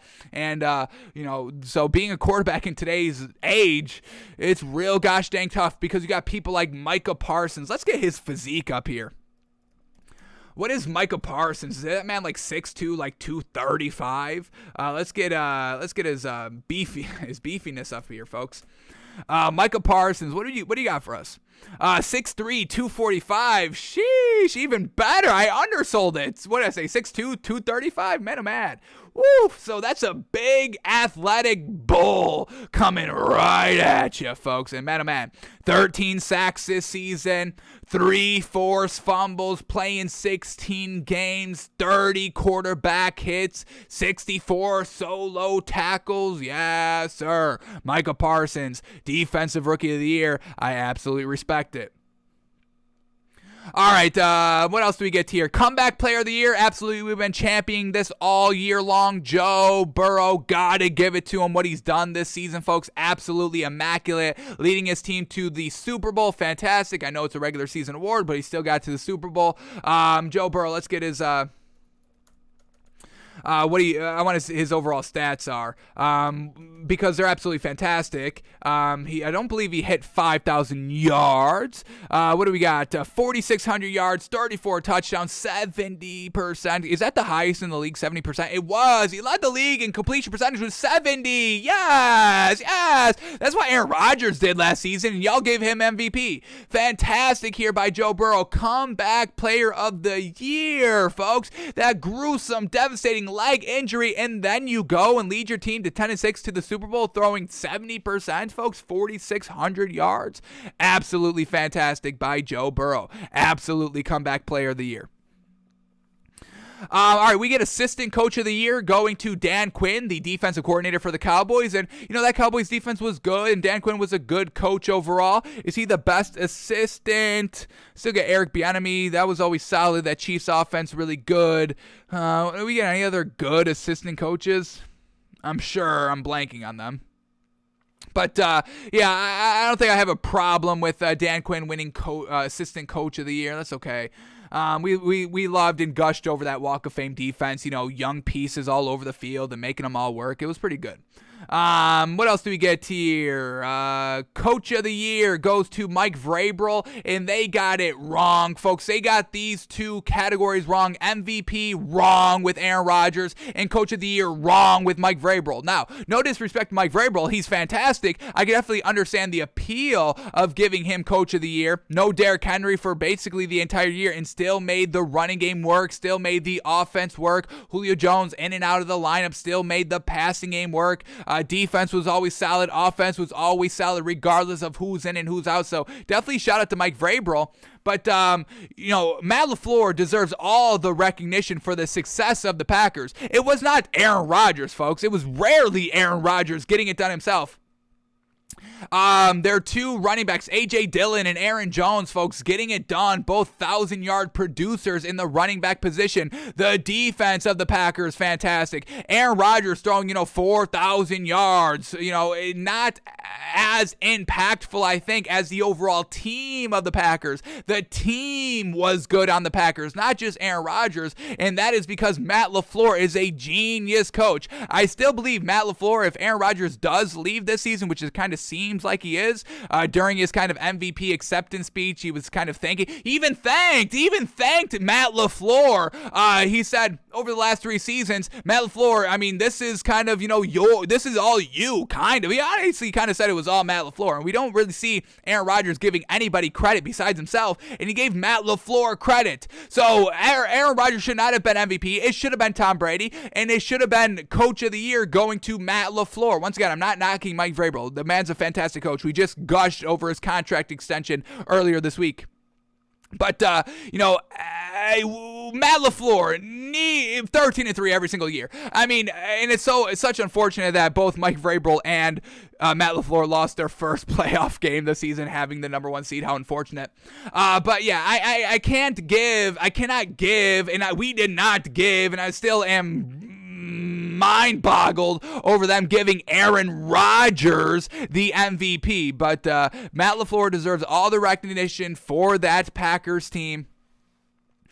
And not Aaron Rodgers. And if Aaron Rodgers wants to walk, thank you. I'm done with Aaron Rodgers. I'm so over Aaron Rodgers. I'm kind of glad everyone's kind of opening their eyes, because we've been, I want to say that we've been first in the media, folks, over the last year and a half of saying, hey, Aaron Rodgers is so overvalued. And now we get Stephen A. Smith kind of saying the same thing. No longer calling him that bad man. He won't say that on Aaron Rodgers anymore. So everyone's kind of waking up to Aaron Rodgers. What we've been saying for the last year and a half. Love that y'all are finally coming to that realization, but then y'all gave him MVP. So I don't understand. Maybe y'all aren't truly awakening on what Aaron Rodgers is, but I would love to see him leave Green Bay. Maybe get a little exposed. I don't think I'd have a problem with that. And then, like we said at the top of the show, and what we just said as well, Aaron Rodgers winning MVP, not deserved. It should go to Tom Brady. Tom Brady's better in literally almost every category that matters. Aaron Rodgers throwing 4 interceptions was the big thing to give him MVP. Okay, congrats. You throw the ball away. You don't take the shots. You're a conservative quarterback. I don't understand why we're applauding that and giving that an award, an MVP award, because it didn't result in any more wins, 4 interceptions. It resulted into the same amount of regular season wins, 13, and Tom Brady won a playoff game. Aaron Rodgers did not. So what are we doing here with the 4 interceptions? Why is that so good? Because you're throwing the ball away, because you're not taking those deep shots down the field, because you're not taking those shots down the field and just throwing balls away, being conservative. Folks, why are we championing conservative play? He threw 4,100 yards. You know how light that is, folks? Especially in 17 games now. He played half of that Lions game week 17. Don't let that fool you, folks. Week 18, 17, however you classify it. But, 4,100 yards, I'm impressed by that? No, I'm not. I'm not even close to impressed by Aaron Rodgers' passing stats. His most, once again, 4,600. That's not impressive, folks, honestly. Especially of a caliber and talent like Aaron Rodgers, who y'all gush as the greatest of all time, and he's never thrown 5,000 yards in a 16-game era. Most he's done is 4,600. That's absolutely light, folks. No way that man is MVP, and I will always champion that. Matt LaFleur should have been Coach of the Year for the Green Bay recognition. Give Green Bay the recognition. It's not Aaron Rodgers who deserves the recognition. It's Matt LaFleur. And then give Tom Brady the MVP because he mother-loving deserves it. Having the whole A-B thing. Having the running backs in and out. Having the defense being hindered, hobbled every single week early on in the season, able to still win games, able to throw 5,000 yards, able to throw 67%, able to put up 43 touchdowns. So, man, oh man, Aaron Rodgers, what are we doing? What are we doing? I don't understand. Like, the whole NFL was mad at Aaron Rodgers because of the because of the not COVID vaccine stance. I mean, and then y'all just give him MVP with worse stats than Tom Brady? I don't get it. Is this like an apology to Aaron Rodgers? That's how I would put it. That's the only way that I can see the NFL giving Aaron Rodgers the MVP award. A little bit of a sorry that we kind of, dragged you in the media for no reason at all because you had your own opinion, because you thought for yourself. You were punishing Aaron Rodgers for that. What that we hated that a couple of months of everybody knocking on Aaron Rodgers for nonsense. So was this a little bit of an apology by the NFL? We're getting all the mandates going down, so we're kind of exiting out of COVID. Was this a sorry Aaron Rodgers will give you an MVP that's not rightfully deserved? That's the only way I could see it. So that's that. Matt LaFleur is my MVP, and Matt LaFleur is my Coach of the Year, and Tom Brady's my MVP. So maybe we'll shout them out with a canvas or maybe a little bit of a spot on a flag next season because they truly got a little hosed last night at the NFL Honors. All right, so those were all the awards given out last night, folks. Just two stories I want to touch upon very, very quickly, and then we will head into some film, our probably last day of watching film. We'll see if we can squeeze any into tomorrow's show, but we're truly just kind of prop bet hunting tomorrow. But the first one up here, and okay, if you want to do this, I just don't know. Is it all right? All right. So here it is. Falcons owner Arthur Blank on re-signing Cordell Patterson, saying, quote, "We'd love to have him back." Now, Cordell Patterson is good, that kind of, runner and passer, wide receiver and running back. So, I've got no problem with Arthur Smith wanting him back, but it's just like, why not try to look for another guy like him? Once again, Cordell Patterson, he's not old, he's 30, but I mean, once again, every year more athleticism is seen, different ways of playing the game is seen. So why not go and look for that next big piece? Why not go and get that next big piece that is going to be kind of the wide receiver running back hybrid? Because Cordell Patterson, it's not like he's great at either one category. He's a gadget guy, and there's better gadget guys out here. So Cordell Patterson last season, 618 rushing yards, and we get 548 receiving yards. So that's good. 1,100 yards production in the running and passing game. But we get Deebo Samuel, the same thing, who's actually a true wide receiver and, a solid running back as well. Deebo Samuel had 1,400 receiving yards alone. That's better production overall than Cordell Patterson. This is what we're saying. We get Deebo Samuel kind of going into that hybrid receiver running back position, gadget player overall. That works. You can scheme it good. But Arthur Smith is so fascinated with Cordell Patterson, who is kind of a little bit of an OG, hybrid running back, wide receiver guy. But we got to get better. There's better talent out there than Cordell Patterson. And it's no disrespect to Cordell Patterson, but that never really kind of impacted any games. His overall production was never clutch or, in those games that they won. I mean, they rarely won games last season, the Falcons, so I just don't understand it. So Deebo Samuel, 1,400 receiving yards, and then 365 rushing yards. The man had 1,700 yards in total. So I just don't understand the fascination with Cordell Patterson. It's like, all right, he's good, and you can like him. He is cheap. I think it was only like $3 million for this season. So I guess at that point, but we don't see him getting better. I don't see him doing like Deebo Samuel things, anything close to that. So we'll see what the Falcons do, and if they keep Matt Ryan, then you're going to have the same team that's been here, and it's just going to be so stupid, and it's not going to work. So, but we'll keep an eye on what this Falcons team decides to do, but I'm not loving it. All right, and then the last thing quickly here. We talk coaches here. We love coaches. We love leaders who are coaches as well. And I love this. I got to look at this guy, folks. This defensive guy, defensive coordinator, defensive line coach, Andre Patterson, who was with the Vikings, now with the Giants. And I think I'm loving the Giants. And I don't want to get sucked in and suckered into liking the Giants like we did this season. We had the Saquon canvas. We were buying into Daniel Jones. I even bought into Jason Garrett, folks. I bought into Jason Garrett. I'm a little ashamed of myself for buying into Jason Garrett. They got me, folks. The Giants got their hooks into me, and I was praising Jason Garrett on the show. I apologize.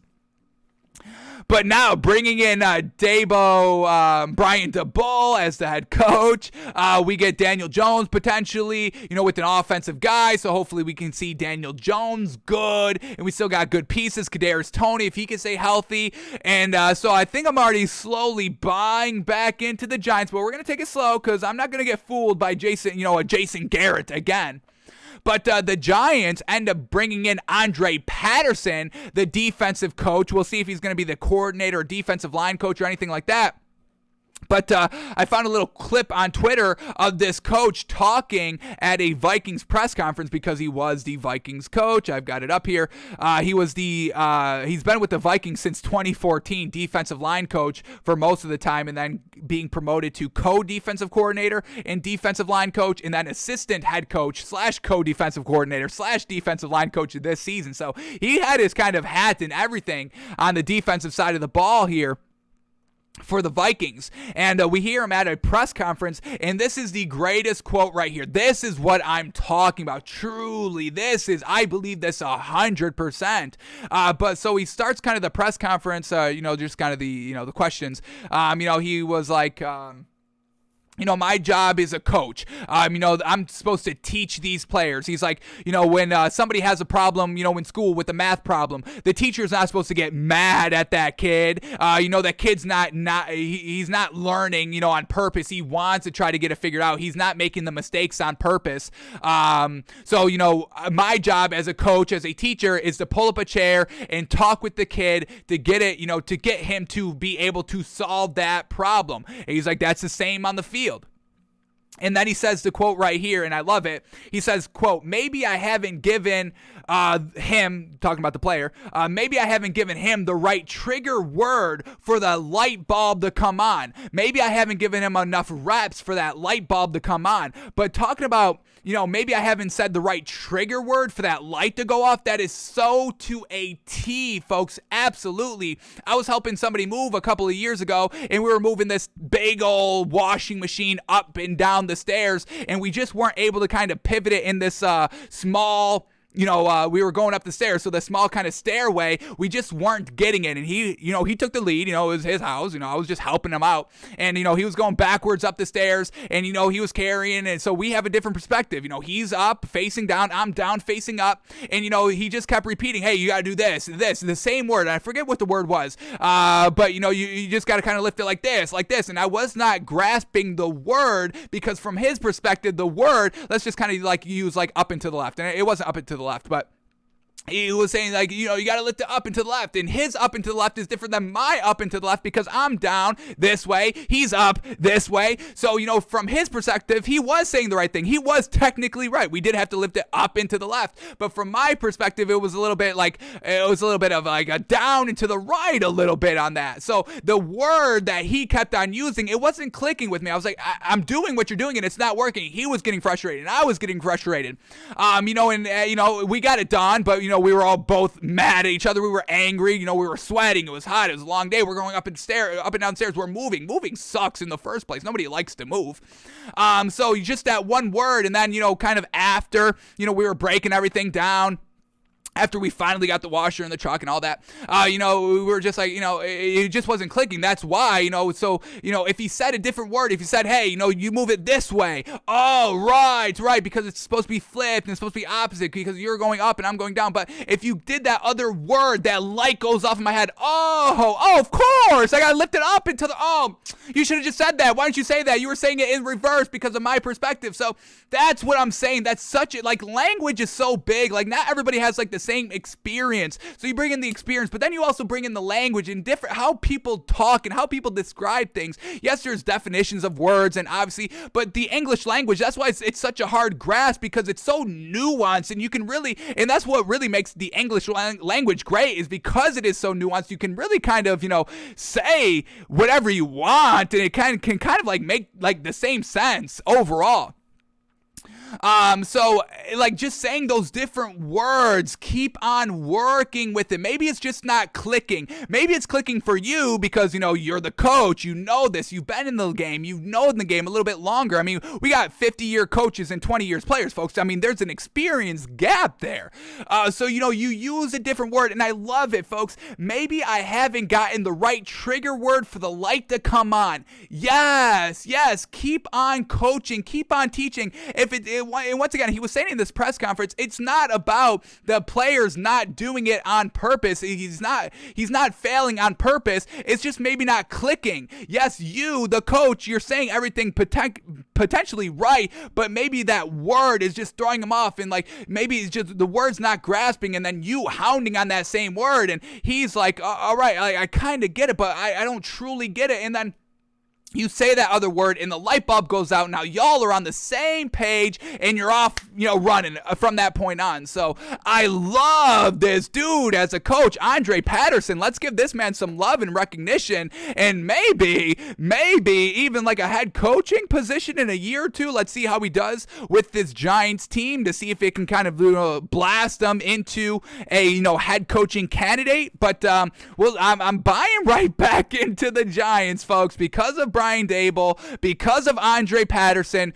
Coaching is fantastic. We got an offensive-minded coach at the head coaching position. We love it, helping out Daniel Jones. We got a nice defensive mind here that wants to coach and teach, and we do like the Giants defense already. The Giants defense was probably the best thing about the team this season. So, man, I'm rebuying back into the Giants, folks, and I love this coach right here. Shout out to Andre Patterson. So he's going to the Giants here. Giants got a good coaching staff overall. I'm loving it. Absolutely loving it. All right, those were all the stories I wanted to touch on quickly here. We probably got time for like one film, so let's watch this. Let's go to Matthew Stafford's best offensively statistic game. This is about week 4 against the Bucks. So we'll watch this game. We'll watch the highlights, offensively, defensively. How were they scoring? How were they moving the ball? And once again, we'll use this for our insight on what the line should be and what we should be taking tomorrow, making our official pick tomorrow. We got the line refreshed here, and it's still Bengals +4. Alrighty, no movement here. We've seen it go from 4 to 4.5, back down to 4, and all that. Never dipping below 4, which we love. At 3.5, we'd have to take it. We want to get Bengals +5. Y'all are not giving us that value. So Bengals still being +4 about 2 days before the big game, folks. Alrighty, let's quickly bring up these game highlights. Here we go. And let's see what we get. Let's see what we see. Rams, Bucks, week 3 in SoFi Stadium at home. So let's see what we get. How is Matthew Stafford looking, throwing the ball? Was all of his success? And once again, let's get these stats up here because this was his best statistic game this game. He goes 27 of 38. Let's get that completion percentage up real quick. He goes 27 of 38 for 343 yards, 4 touchdowns, no picks. Yes, sir. So we get 27 of 38. We get, let me do this. Quick math, 27 of 38, and we get 71%. Fantastic. So overall, great game. Offensively, they win by 10, 34-10. And I also want to kind of see how the Rams defense was playing in the highlights. That's why we're watching the game highlights and not just focusing in on truly on Matthew Stafford. Want to take the whole game, get a whole sense of the game and how the game shaked out and played out and all that. So here we go. Matthew Stafford, what do you got for us on this 10-point win against defending Super Bowl champions at home in your best game ever? Let's see how it looks. Here we go. First play up here. We get a potentially first drive. It's 3rd and 10, and he goes deep. And oh no, just underthrown. And this is what we get. Deshaun Jackson. This was when Deshaun Jackson was still in the game, taking a shot play, and it's underthrown. I mean, Deshaun Jackson had about, let's see, I want to say about 5 yards on the receiver. About 3 yards on the receiver. And Matthew Stafford shorts it. We see Deshaun Jackson having to turn and wait for this ball, and the Bucks defender is able to get there to break it up in time. So once again, we've been seeing this all year long, not just with the addition of OBJ, of these shot plays by the Rams, and Matthew Stafford really wildly inconsistent with his deep field, his deep ball accuracy. And I think this is going to get the Rams in trouble, folks. Sean McVay's got so much pressure. The pressure's on the Rams, folks. Can we all agree on that? You know, we always know that there's one pressure. There's a pressure on one of the two teams more than the other team in the Super Bowl. And this year, I think the pressure's on the Rams. Joe Burrow, they weren't supposed to be here. The Bengals weren't supposed to be here. Zach Taylor's not supposed to be here. Sean McVay is supposed to be here. He's been here before and lost it. Matthew Stafford, this may be his last chance in his career to be here. There's more pressure. Matthew Stafford, more experience. Sean McVay, more experience. This is their squad. They built it up. Their defense is fantastic. It's paid. It's Aaron Donald. It's Jalen Ramsey. Bringing in OBJ, in the back end of the season to shore up the team. The pressure is all on the Rams. They're at home. The pressure is on the Rams. And when this Rams team faces pressure, they don't always look great. Where we get Joey Cool as a cucumber Burrow, folks, who's always calm, cool, collected, never out of his element, regardless of the amount of pressure on him. So, I don't know, man. These deep balls, we've seen it, and just the accuracy so wildly off. He's going to throw this one. Let's count the yards because it is a big throw, but this isn't something he can't handle. He's going to launch it from the 30-yard line and get it all the way down to the 20. So that's only about 50 yards right there, folks. That's not 55, 60, 65 where it's like, even the best quarterbacks struggle with that. No, so it's underthrown at 50 yards, and we've seen this time again, the poor accuracy on the deep ball. So I don't love it, folks. I still am loving the Bengals +4, and y'all are making me wait till Saturday to lock it in. How dare y'all? How dare y'all? Damn, I'm loving the Bengals. Ooh, man. But hey, we're taking everything, folks. This is why we're going back. What does this footage say about the line? Is this kind of footage validating everything that we're saying? Is it opposite of everything that we're saying? How much opposite? How much should we weigh it? How much should we evaluate? And all that.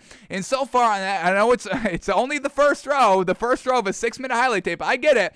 But overall, that's what we've been seeing. And here it is again, even in Matthew Stafford's best game. Even when they won 34-24, and I think they got out to a nice lead, no?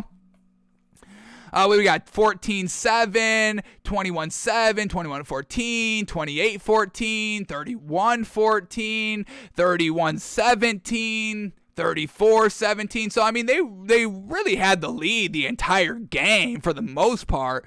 And they still had, ups and downs early on in the game. So, and once again, LA put up 20 points in the second half, only put up 14 points in the first half. And we know the Bengals are better defensively in the second half than the first half. So, not looking great all around for the Rams, but let's keep it going here. What else do you got from us? What else do you got for us? Win us over Matthew Stafford Rams offense. What do you got? Here we go. Matthew Stafford 0-0 later first quarter. Nice Cooper Kupp wide open on the sideline, and that's always going to happen. That's going to happen in the game. Like, I'm not factoring that the Rams are going to win because they're going to lock up Cooper Kupp. I'm expecting Cooper Kupp to put up a touchdown or two and 100 yards receiving. I've already factored that in to my Bengals +4 pick, folks. So we know that we don't care if Cooper Kupp goes crazy. He's going to go crazy. He's going to get his. It's what else happens for the Rams that's truly going to decide whether they win or lose. All right, Matthew Stafford in the red zone right here, just set up screen, and that's Tyler Higbee, and that's easy peasy, lemon squeezy, 3rd and 2, and that's just no chance by that Bucks defense. So nice kind of, a little bit of a finesse in the red zone, throwing a screen. Nobody's really expecting it. You get Cooper Kupp leaking out to the left side, all eyes on him. Defense is instantly shifting to the left, and then you throw the screen to the right. So nice gadget play, and once again, we've seen that. Sean McVay trying to outsmart the room a little bit here and there. Not overall concerning, but big spots, clutch ability, pressure situations. We get a scoreless first quarter. 0-0 game, defending Super Bowl champions coming into your house, 2-0. This is week 3, folks, early on in the season, and it's 3rd and 2 in the red zone. Just trying to do something, outside the box, something a little bit of big brain IQ out here. So once again, we're still seeing that a little bit. Tyler Higbee's fantastic, though, and that's going to be a big problem, a big issue for the Bengals defense. Big-bodied tight end out here, Tyler Higbee. Big beef. Got to love it. All right, Rams up 7-0. We got Tom Brady with the ball right here. Should have been MVP. Going a little bit deep. Going to Mike Evans on 2nd and 15, picking up the first down. Once again, we'll watch how Jalen Ramsey kind of guards him. And then they just hand off the ball, 3rd and goal from the 2-yard line. And that beats the Rams defense. Chris Godwin getting in the end zone, tying up the game. All right, what else do we get here? Who's up next on this highlight? We got to see the Rams defense or the Rams offense. We get here 59 seconds left at the Bucs 25-yard line. Matthew Stafford, a Cooper Kupp on a wheel route down inside the 5, down to the 1, 3 timeouts left. That's a beautiful ball right there. And once again, we know Matthew Stafford's a great arm. We're not knocking Matthew Stafford. Once again, we're not knocking all these teams and players 100%. We're just trying to find, that nugget of information that's going to be the key factor on winning this Super Bowl. So when it sounds like we're kind of truly knocking, we're really not putting that much weight into it. We're just saying what we're seeing here and what we've seen a lot. But here we go. Matthew Stafford, we know he's fantastic. We know he can make all the throws. We saw the Patrick Mahomes-esque throw. What was that, last week against the Bucs? 2 weeks ago? Where he kind of, flicked it and then kind of spun around at the same time. We know he can move and be finesseful. Here we go, 1st and goal, Matthew Stafford, and that's just Cooper Kupp wide open in the end zone, and that's easy peasy touchdown right there, pitch and catch by Matthew Stafford. And then Matthew Stafford, and I love it, folks. And once again, Sean McVay has shown this all year long. Sean McVay is the first one to congratulate Matthew Stafford on every single big play, running all the way down to the end zone. That's why we love Sean McVay. That's why we think the Rams can win the Super Bowl and Matthew Stafford can be good, because he's got the belief factor with everybody. All right, here we go. Next play up here. The Rams are up 14-7, 25 seconds left right before halftime. Tom Brady trying to do something with the ball. Ball just gets punched out by the Rams defense, but it somehow gets into the hands of the Bucs running backs, and he takes it out of bounds, sets up a 55-yarder attempt, and it's going to go wide right. All right, getting pressure on the field goal. But let's watch this pressure again by Tom Brady. Now, we know Joe Burrow takes all the sacks, takes them all, can't really escape out of the pocket too well. Yeah, that's the biggest knock on Joe Burrow. His escapability in the pocket. He looks lost when he's trying to kind of spin out. He doesn't really know which way to kind of roll out, always decide depending on what side the pressure comes. He's really not that athletic. The man is really not that quick or accelerating quick or anything like that, where he can kind of, move quickly out of the pocket to avoid the last second sacks. So we do know that the Rams defense is definitely going to be bringing the pressure here. And we get Tom Brady getting pressured on. He doesn't really feel it, sense it behind him, and he fumbles the ball. But luckily the ball just pops into the hands of the Bucs. So the Bengals this week may need the ball to kind of bounce their way one or a few times. Or it could get out of hand. This Rams defense could just absolutely win the game. And that's another thing, folks. What wins championships? Defense. What won last season? It wasn't Patrick Mahomes' grateful finesse. He got blown out. It was the Bucs defense that really won the game. Now we know the Bengals defense is good. We love the Bengals defense. They lock up in the second half. And we know this Rams defense is very, very good as well. I don't know if one defense is clear-cut better than the other one. So once again, how much do we put in the Rams defense being better than the Bengals overall, if we're just going based off of defense winning the big game? All right, Matthew Stafford after halftime up 14-7. He's going deep, and this one is right on the money. There it is. Deshaun Jackson wide open down the field, and Matthew Stafford puts it right on him. We know he has the ability to do this. We never said he can't throw the deep ball, but the inconsistencies, especially in pressure-filled situations, that's going to be the factor. We'll see if he can kind of be 100% clean. Once again, Matthew Stafford having to be 100% clean in this Super Bowl game, having to be 100% clean really this entire year, and he's never had that pressure. Matthew Stafford, always with the Lions, never had that pressure of, hey, I need to be fantastic. I need to be excellent. I need to be excellence, the embodiment of excellence every single game, every single quarter, because I'm with a winning caliber team now with the Rams. Never had that pressure where he had to be good every game with the Lions. All right, Bucks get the ball here. They're down 21-7. They're on the 1-inch line, and they just punch it in easy peasy. QB sneak right up the middle, and they are going to announce touchdown. It looks like he crossed the line, and that's the touchdown. And now it is 21-14. So even with the Rams, wide open passes, Matthew Stafford being good, we still get a close game in the second half. We know they win by 10, and it gets a little bit blown open. I want to say 17 points is the biggest lead, but overall, it's still a closer game.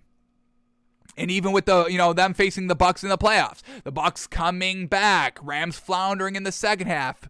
Bengals defense good in the second half. Rams offense struggled in the second half with all the turnovers. Bengals defense is good in the second half. Can we get that again? Closer game. Overall, we get 4. I think that's good value on a line for potentially a 3-point overall game. Close game. Playoff games have been close. Super Bowl.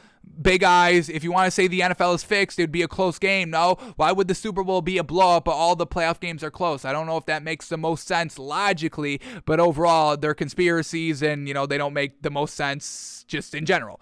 But Matthew Stafford going deep. There it is. A little bit low on this ball right here. This was 3rd and 10. And let's watch this play one more time. Now, it was a completion for a first down, but this is a huge pressure-filled situation. Bucks just scored. Now it's a one-possession game. 3rd and 10. You could almost go 3 and out here. Matthew Stafford, this ball. That's good. That's actually really good. I thought that was a little bit behind, but no. That's Robert Woods. That's fantastic. That's right on the money. That's a big-time 3rd down clutch throw. Now we get 3rd and 5. Another clutch throw on the same drive. 21-14. Going. There it is. A little bit low to Deshaun Jackson, but Deshaun Jackson does his thing and takes it 30 yards on the ground himself. Then we get 1st and goal from the red zone from the 10-yard line. Matthew Stafford, boom, another out route to Cooper Kupp, and that's another touchdown for the kid. Yes, sir. Always able to find Cooper Kupp, always able to get open. I don't know what the Bucs defense was doing here. What the hell is going on? You had safety over the top help on Cooper Kupp, and he drops down? What are you, crazy? You got to make sure Cooper Kupp cannot get behind you, and Cooper Kupp got behind him, and that's a touchdown for Cooper Kupp. Offensive player of the year. Fantastic. Cooper Kupp will get his, folks. And that's definitely going to be a prop bet that we're betting. I'll take Cooper Kupp anytime score. Absolutely. I know the odds probably aren't that great, but I'll take it anyway. All right, what else do we get here? They're up 28-14 now. Tom Brady with the ball, and the defense comes right at him kind of right out of nowhere. So here we go. We get Tom Brady dropping back 1, 2, 3 seconds, and then there's the pressure right up the middle, and Tom Brady cannot go anywhere, just has to take it. And Joe Burrow will be the same way. Joe Burrow does not have that escapability in the pocket. No way. Here we go. Bucks driving a little bit later. They set up a screen, and Aaron Donald swallows it right up on 3rd and 20, not fooling the Rams defense. Rams a little bit later with the 47-yard attempt, and that's going to complete the 17-point big old lead right here. Well, like we said, I believe the biggest lead of the game. Tom Brady with the ball back. Strike over the middle. Wow, what a ball. Wow, what a ball. Wow, what a ball. Yikes. That was a tight-ass window, and he rocketed it right at there 15 yards down the field. And then he goes deep. Beautiful ball there to Chris Godwin. Rams giving up some big plays here, but they lock up in the red zone. The Bucks have to settle for a field goal to cut it back to 14 points. Now, start of the 4th quarter, still up 14. Matthew Stafford, play action. Boom, Cooper Kupp. Nice little hitch route to the sideline. Catch complete out of bounds. And then that leads them to their last scoring of the game. A field goal back up to 17 points. Tom Brady, 8 minutes left. Down 17. Can't really do anything. Defense is just let them, get 10, 15 yards, not giving up the big shot play. But they had a turnover because now we get the Rams at midfield with 7 minutes left. And the running game, bingo, bango. Who is that? Is that Henderson? Is that Darrell Henderson? What do we got here? Sony Michel? No, Sony Michel's first game. Love to see it. He had a great run right there, kind of icing it a little bit. We get anything else offensively? Another play action pass here. Matthew Stafford getting sacked. Could definitely see that happening with this Bengals defense. We like the Bengals defense. We think it's good. What else do we get here? One more defensive note. Tom Brady hitting a big old throw down the middle. You know, anything else? Everything else. I mean, there's one more score. Let's watch this Giovanni Bernard score. How did this happen? Tom Brady in the red zone. A dink down, and it goes for the touchdown. Barely barely crossed the goal line before he got schmacked, but that's a touchdown regardless. So we've still seen, Matthew Stafford a little bit of iffy on the deep ball passes. Sean McVay going a little bit of gadget-wise, a little bit of, outside the ball thinking in the red zone.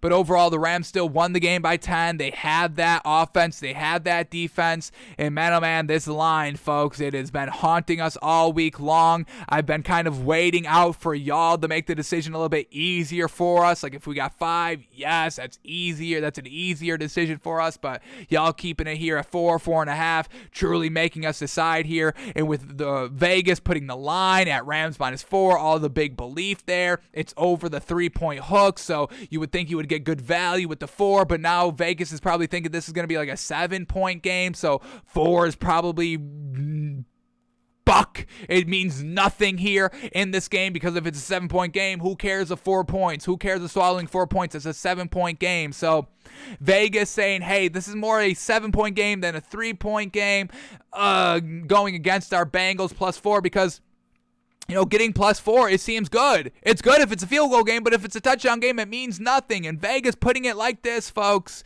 Vegas, last game of the season, Super Bowl, biggest game. They know the money's going to be flowing. They're playing the game here, folks, and I just don't know which way is the right place as of this moment. We like the Bengals +4, but I don't like that Vegas put the line at the Bengals +4, kind of showing that, hey, this is a good value. Take it, and then the Rams win by 7. So we've got one more day, folks. Locking it in tomorrow officially.